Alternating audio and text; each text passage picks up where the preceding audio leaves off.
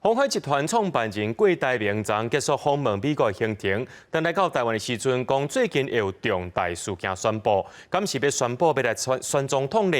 而且伫今仔日的新册发表会也唔愿意讲破，敢若强调爱团结主流民意。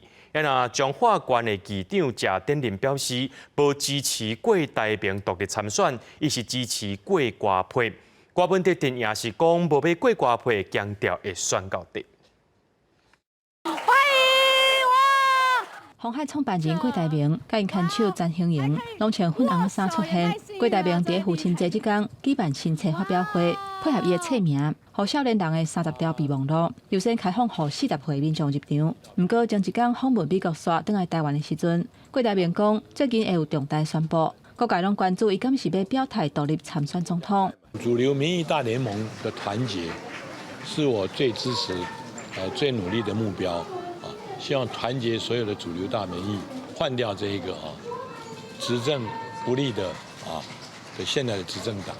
郭台铭无讲白，强调爱团结主流的民意，不过互看做是挺过派，也就是顶一日甚至退出国民党的彰化县议长谢典林，伊讲未支持郭台铭独立参选，但都是希望郭台铭甲郭文德两个人合作，达成政党轮替。 另外，侯友宜面对前同志对伊的选情无啥期待，伊是真久来走基站，去桃园甲党籍立委参选人做伙食饭，要稳定选战的节奏。到底郭台铭董事长如何来安排，其实我也不太清楚哈，所以就没有办法评论了。民众对我有很深的期待，一直给我喊。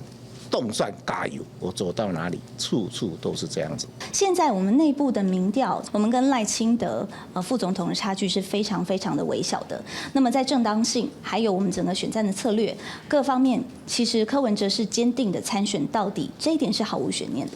郭台铭讲，根据因内部的民调显示，罗清德甲郭文德的支持率拢超过30%，也那侯友宜是20%以下。强调郭文德一定会参选到底，马边卡继续过瓜配。